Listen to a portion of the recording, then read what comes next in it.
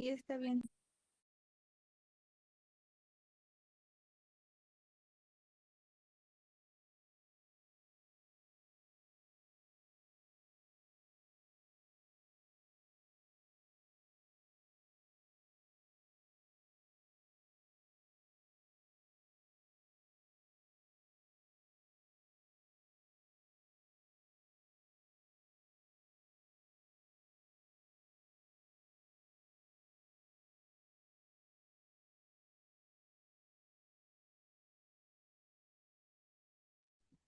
Buenos días. Somos el equipo 6 y vamos a exponer sobre Oaxaca como ciudad novohispana.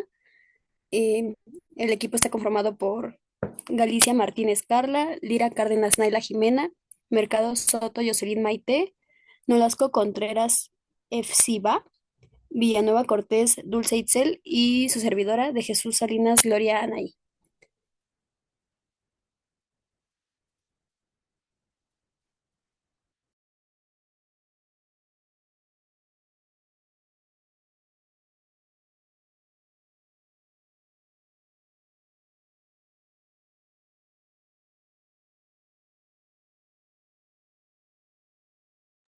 Bueno, empezando con la parte de la fundación y de la historia. La ciudad de Oaxaca fue fundada oficialmente el 25 de abril de 1532 con el nombre de Villa de Antequera, por orden del rey Carlos V de España. Se estableció en un valle fértil donde antes habitaban pueblos zapotecas y mixtecos, ya que era una zona estratégica para el comercio y la agricultura. Más tarde, en 1872, tras la muerte de Benito Juárez, la ciudad cambió su nombre a Oaxaca de Juárez en honor al expresidente originario de este estado.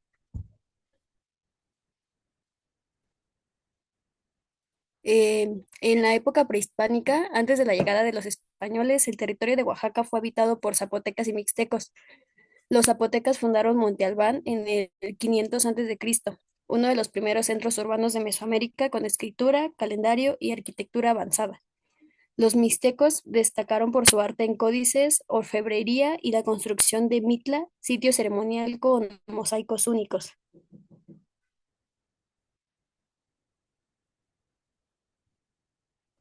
Por otra parte, en la época colonial, con la llegada y con la conquista de los españoles, ocuparon el valle y levantaron la villa de Antequera en 1532. Y este lugar era un centro religioso y comercial importante. En este se construyeron templos, conventos e iglesias, siendo así este el templo de Santo Domingo de Guzmán, uno de los más destacados. La economía colonial se basó en la agricultura y la producción de grana, cochinilla, que era un tinte rojo muy apreciado en Europa.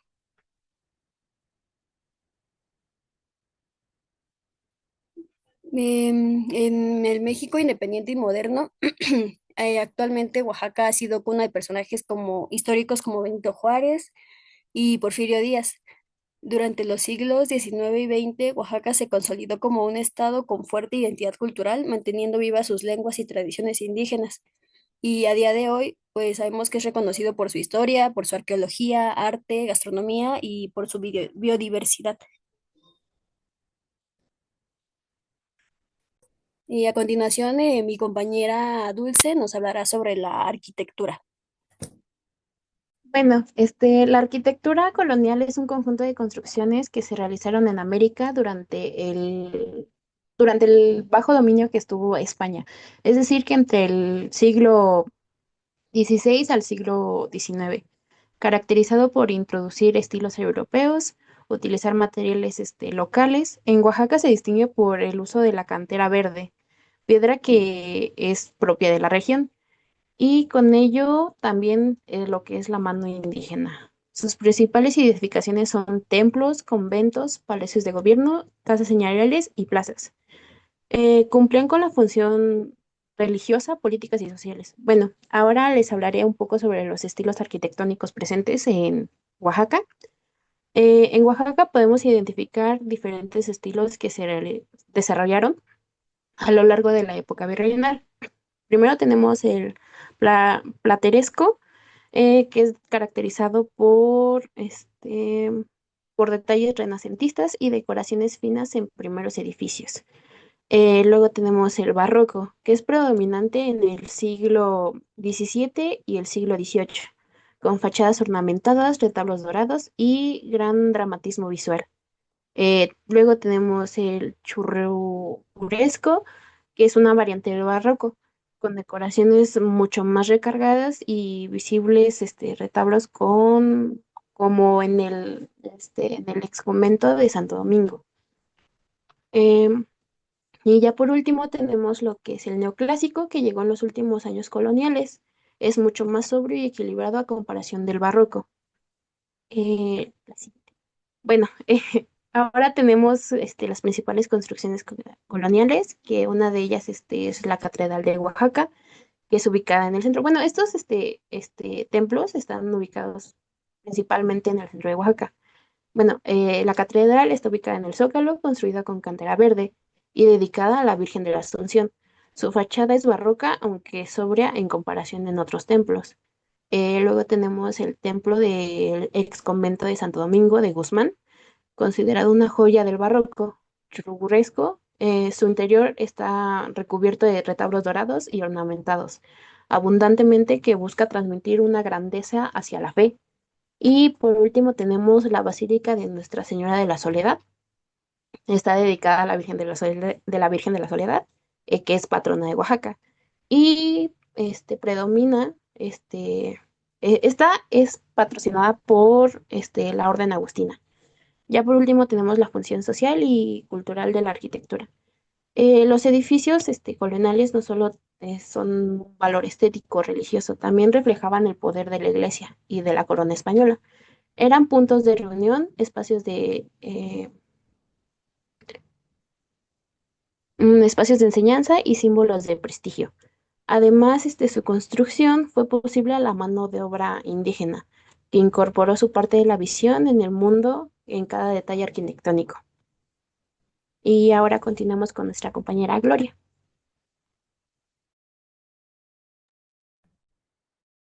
Eh, bueno, a continuación les hablaré igual sobre cómo se conformaba la sociedad y la cultura en aquella época.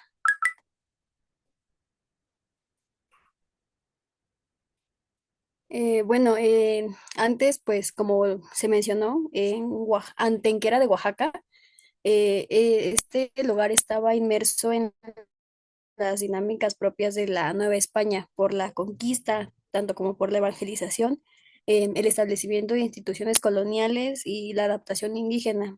En ese entonces, la población indígena representaba la mayoría en muchas áreas y por eso mismo, hacia finales del periodo colonial, los indios constituían un 88% de la población. Y por eso mismo se presentaba una diversidad cultural, porque existían muchas lenguas, entre ellas la zapoteca, la mixteca, la miche, el chocho, la cuicateca, la chontal, entre otras. Y también existía una persistencia de estructuras sociales entre indígenas y los habitantes españoles. La siguiente, por favor. Gracias. Bueno, la estructura social en... La anterior, por favor. Gracias. Bueno, la estructura social en aquel entonces se conformaba principalmente por estos cinco niveles jerárquicos, empezando por los peninsulares, los cuales ocupaban cargos políticos, militares, eclesiásticos más altos. Estos eran nacidos en España y pues los cargos que principalmente ocupaban eran como corregidores, alcaldes mayores, administradores reales. De ahí los criollos eran los hijos de los españoles que nacían en América. Estos tenían gran influencia en la economía local y eran dueños de obrajes, pero eran vistos como de menor rango frente a los peninsulares. Continuando con los mestizos, pues era la mezcla entre los españoles y los indígenas. Y estos, muchos trabajaban como artesanos, como pequeños comerciantes, como intérpretes o como soldados. Como se menciona aquí, no estaban sujetos a los tributos obligatorios y por eso mismo tomaban en cuenta por arriba de los indígenas, los cuales, a diferencia de estos, sí estaban obligados a pagar tributos en especie o en dinero y a realizar trabajos comunitarios. Estos mantuvieron sus lenguas, sus costumbres y sus estructuras comunales como las fiestas.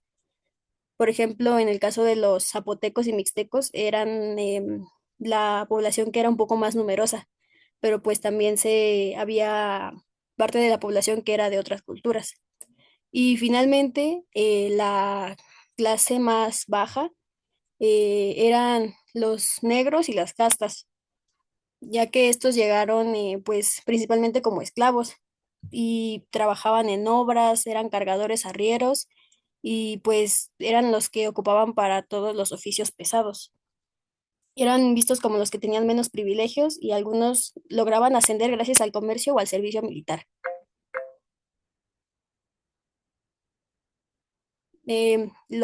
La población indígena se organizaba como en una república de indios, en donde vivían con tierras comunales y autoridades propias.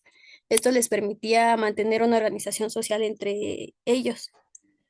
La religión y la evangelización también tuvo un lugar importante en esto porque estableció parroquias, doctrinas, órdenes religiosas que evangelizaban, catequizaban, construían iglesias y monasterios. Y por la parte religiosa indígena, persistieron sus prácticas religiosas como sus fiestas patronales, entre otras.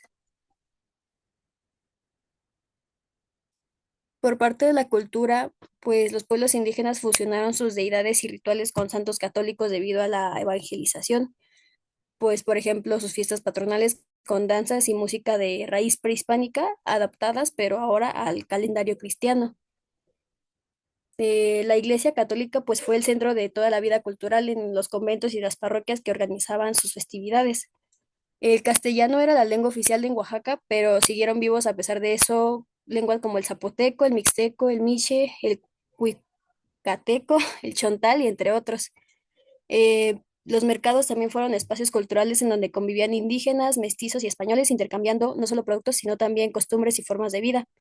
Y el calendario cultural estaba marcado tanto por fiestas religiosas, también se incluían ferias, trueques, bailes y comida. Y a continuación, mi compañera Jimena nos hablará sobre la gastronomía. Bueno, la gastronomía oaxaqueña es una mezcla de influencias indígenas y españolas que se desarrollaron a lo largo de los siglos, y se considera una de las comidas más ricas y reconocidas de México, tanto que en 2010 la UNESCO lo declaró Patrimonio Cultural Inmaterial de la Humanidad. Con la llegada de los españoles en el siglo XVI, la gastronomía de Oaxaca tuvo un proceso de transformación, y esto le dio origen a una riqueza culinaria que se conoce hoy en día. Antes de la conquista, los pueblos indígenas se alimentaban de productos locales como lo son el maíz, la calabaza, el chile, el frijol, el jitomate, el aguacate, hierbas aromáticas, insectos y el cacao. Y estos ingredientes se preparaban con técnicas tradicionales y tenían cocción en el comal, usaban el metate para moler las hierbas o diferentes semillas, y también se usaban las ollas de barro para poder hacer guisados o bebidas. Durante la época colonial se introdujeron nuevos alimentos que eran traídos de Europa hacia África, como lo fue el trigo, el arroz, la caña de azúcar, la leche, el queso, la manteca de cerdo, y también se trajeron frutas como el plátano, la naranja y el limón. Además de esto, también trajeron especias como la canela, el clavo, la pimienta y la nuez, que fueron incorporados en la cocina indígena, y dio una nueva fusión de sabores. Algunos ejemplos de los alimentos que se pudieron introducir con los nuevos productos eran los moles, que es una mezcla de diferentes ingredientes como son el cacao, el maíz y el chile. Y también se desarrollaron dulces conventuales que eran elaborados en monasterios y conventos, y se usaban azúcar y leches combinados con frutas locales. También tenían los platillos tradicionales como eran los tamales y que los tamales oaxaqueños que traían diferentes carnes como era la carne de cerdo, la res y el pollo. La cocina de la época colonial de Oaxaca era un elemento social y ceremonial que se usaban en diferentes fiestas patronales y religiosas y se preparaban banquetes grandes donde ofrecían los nuevos platillos que reflejaban abundancia y mezcla cultural. Algunos ejemplos de los platillos más reconocidos de estas épocas eran los moles primitivos como el mole negro y el manchamanteles y esto era una combinación de chiles nativos, cacao y semillas. También están los tamales de hoja de plátano, que ya existían en la época prehispánica, pero en la época colonial fue cuando se introdujo la carne de cerdo, el pollo, y era con lo que se rellenaban estos tamales. También se introdujo el atole y el chocolate caliente, ya que el cacao, que era uno de los productos más importantes de estas épocas y hasta ahorita, se usaba desde antes de la conquista, pero en la época colonial le introdujeron el azúcar y la leche y para su preparación. También están los panes y bizcochos que eran elaborados con trigos, era un producto europeo y se endulzaban con piloncillo o caña de azúcar, azúcar de caña. Y también están, como anteriormente lo dije, los dulces conventuales, que eran cocadas, natillas y buñuelos, que eran preparados en conventos con productos como el huevo, la leche, harina y azúcar. Otros de los platillos más reconocidos eran los platillos que tenían el arroz, como el arroz con leche y el arroz rojo, que se mezclaban con jitomate o canela. Las carnes guisadas, como la carne de cerdo, res y pollo, que se volvieron común ya que esto fue lo que se introdujo en la época colonial. Y también algo que cabe destacar es que el pulque y el mezcal eran bebidas que eran muy consumidas en las fiestas o en las celebraciones durante la época colonial. Y a continuación mi compañera les va a explicar sobre la educación. Hola, bueno, yo voy a explicar sobre la educación en la época colonial, que fue aproximadamente en Oaxaca de 1521 a 1821. A partir de la conquista española, durante la época, la educación en Oaxaca durante la época colonial surge con la llegada de los españoles. Las órdenes religiosas, sobre todo de los dominicos, fundaron conventos que funcionaban también como centros de enseñanza. Y su finalidad no solo era enseñar a leer o escribir, sino principalmente era evangelizar y transmitir la doctrina cristiana. Y utilizaron la educación como medio de control social y cultural sobre los pueblos indígenas.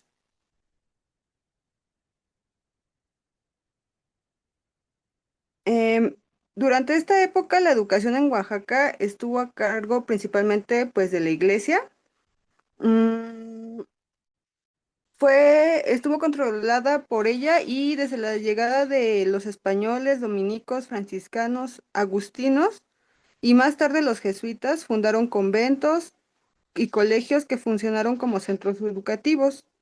Eh, la siguiente.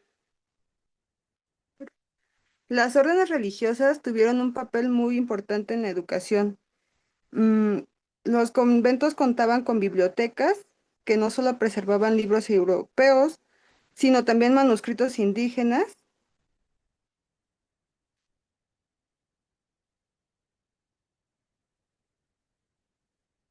Ay, perdón, se me trabó. Sino también manuscritos indígenas ayudando a conservar parte del conocimiento prehispánico. Bueno, aquí vemos que los dominicos, franciscanos y agustinos llegaron para evangelizar y ellos fundaron los conventos. Por medio de la corona española hubo un control cultural y usaron la educación como instrumento de dominio, sobre todo a las personas indígenas. La enseñanza estaba orientada al catecismo y la doctrina cristiana católica. Su función en la arquitectura Fundaron, por ejemplo, los dominicos fundaron conventos y colegios, principalmente en Oaxaca. Los jesuitas llevaban una educación más avanzada, fundaron colegios, seminarios, enseñaban artes, ciencias, todo en base a la religión. El clero secular atendía parroquias, escuelas en ciudades, y los franciscanos y agustinos enseñaban doctrina en pueblos indígenas. Mi compañera va a apoyarnos con la siguiente parte. Bueno, ahora, particularmente en Oaxaca, surgieron grandes pensadores y escritores. Entre ellos destacaban José María Morelos, figura clave de la independencia, y más tarde Benito Juárez, que bueno, pues sabemos que como en el principio fue presidente de Oaxaca, ¿no? Y le pueden dar a la que sigue, por favor. Bueno, la desigualdad y el control. Los hombres españoles y criollos tenían mayor acceso a colegios y seminarios donde podían estudiar gramática, filosofía o teología. Después también tenemos que los pueblos indígenas eran instruidos principalmente en escuelas de doctrina, con énfasis al catecismo y la lectura básica. Rara vez podían acceder a estudios superiores. Los mestizos y castas tenían un acceso intermedio. Algunos lograban entrar a colegios menores o aprender oficios, pero su posición social limitaba sus oportunidades educativas. Bueno, y en el caso de las mujeres, la educación era muy restringida, pues por los tiempos, ¿no? Algunas niñas de familias acomodadas podían ingresar a conventos o recibir enseñanzas religiosas en casa, eh, pero la mayoría se limitaba a aprender tareas domésticas y religiosas. Bueno, y en general el acceso de la desigualdad reflejaba la, la estructura social de la colonia. La educación se usaba como un medio de control social y cultural, reforzaba las jerarquías entre españoles, criollos, mestizos, indígenas y mujeres. La que sigue, por favor. Bueno, el acceso y exclusiones en la educación colonial. Los hombres españoles y criollos tenían un acceso a estudios superiores. Los indígenas tenían derecho, bueno, instrucción básica como el catecismo y la lectura limitada. Los mestizos y castas solo tenían acceso restringido según recursos y el apoyo. Las mujeres tenían una educación muy limitada en conventos o en el hogar, y pues la desigualdad, la educación como era un instrumento de control o como explotación. La que sigue, por favor. Su legado, bueno, el legado de la educación colonial en Oaxaca todavía se puede ver en varios aspectos. Los conventos y colegios fundados por las órdenes religiosas, como el ex convento de Santo Domingo, sigue en pie como patrimonio histórico y cultural. En ellos se conservan bibliotecas y archivos antiguos con catecismos, manuscritas y documentos que muestran cómo se enseñaba en aquella época. Mm, La educación colonial también dejó una fuerte influencia religiosa y cultural, ya que moldeó la vida cotidiana de los pueblos desde la lengua hasta las tradiciones festivas. También en el arte, la música, por ejemplo, la huella de colonial se refleja en los coros, los retablos y las técnicas artísticas transmitidas en conventos y talleres. Y pues finalmente tenemos esa primera organización educativa, sentó las bases del sistema educativo posterior en Oaxaca, aunque con el tiempo fue transformándose para incluir nuevas ideas y de mayor acceso. Y bueno, en conclusión tenemos que la educación colonial en Oaxaca estuvo dirigida por la Iglesia. Su finalidad fue principalmente la evangelización y el control cultural, y que existieron grandes desigualdades en el acceso a la enseñanza, y pues aún así dejó un legado cultural y la educación duradero, perdón. Y ya, los dejo con mi compañera Carla. Bueno, a mí me tocó hablar sobre la economía. Durante la época novohispana, Oaxaca consolidó como un centro económico importante en la Nueva España. Su riqueza agrícola, la cría de ganado, la producción textil, en obrajes y el comercio entre otras regiones que hicieron de la ciudad un punto estratégico. Como ahí tenemos en la presentación, la agricultura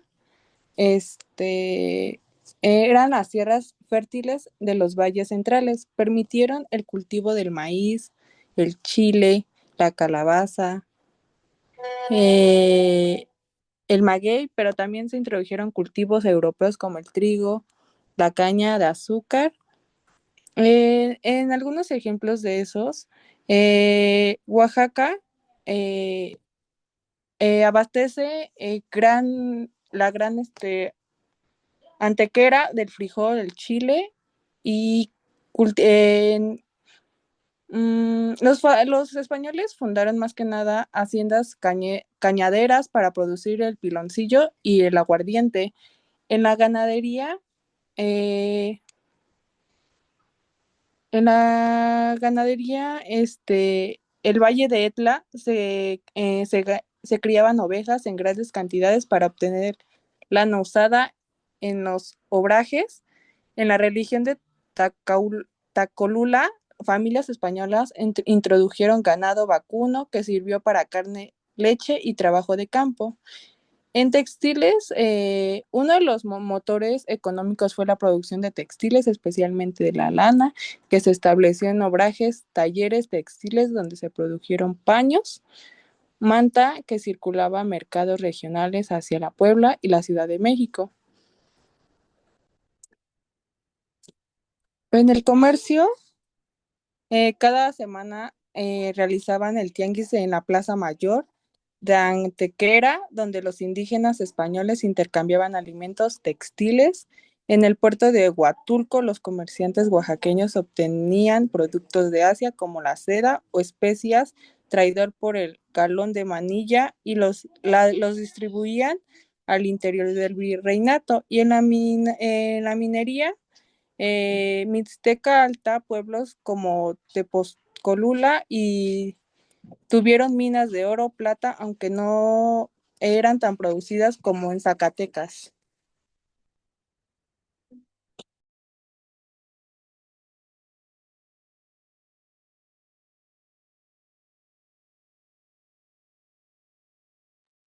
Con esto terminamos nuestra participación, profe. Le agradecemos el espacio para compartir este tema y estamos abiertos a cualquier observación que nos pueda ayudar a mejorar.